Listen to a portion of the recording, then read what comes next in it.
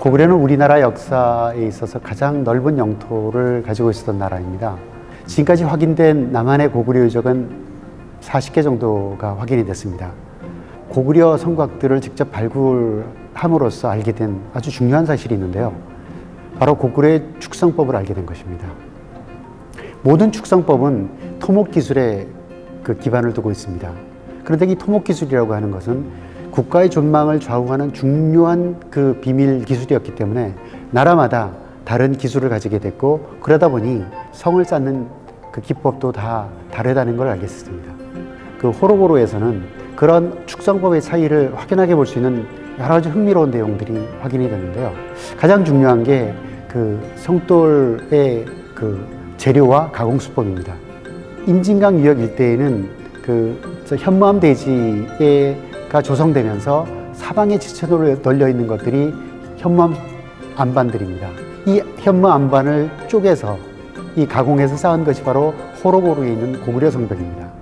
그런데 고구려가 멸망하고 나서 신라가 임진강 이북으로 진출하면서 고구려성을 수리해서 이제 새로 신라성을 만들었는데, 이 새로 쌓은 신라성의 석재는 고구려가 쌓았던 현무암 성돌하고 하는 전혀 다른, 인근에서는 전혀 확인되지 않는 화강 편마암 성돌임이 확인됐습니다.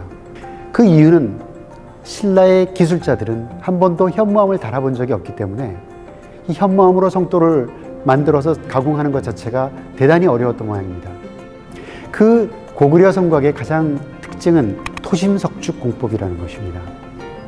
이것은 토성의 장점과 석성의 장점을 결합해서 비용이 저렴하면서도 방어력이 높은 성곽을 만드는 아주 독특한 발달된 기술이라고 할 수 있습니다.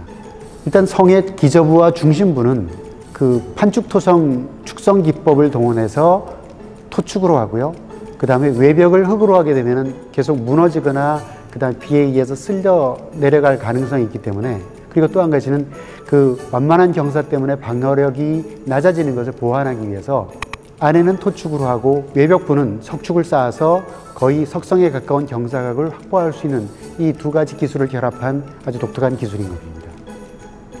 그래서 지금까지 발굴된 남한 지역의 고구려 성들은 거의 100%가 이 토심 석축 공법으로 구축이 됐고요.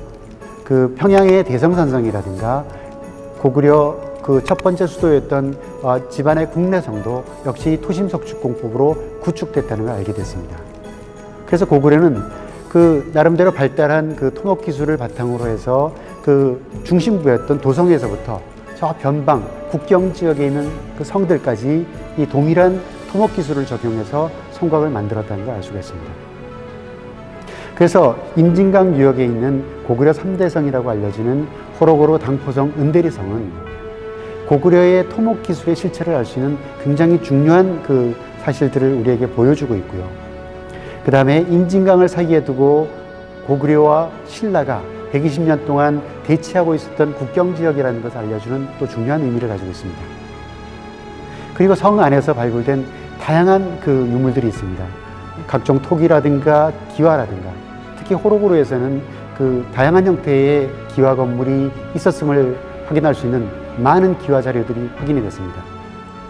그 중에서도 아주 위계가 높은 건물에만 사용된다라고 하는 침이가 확인이 됐고요.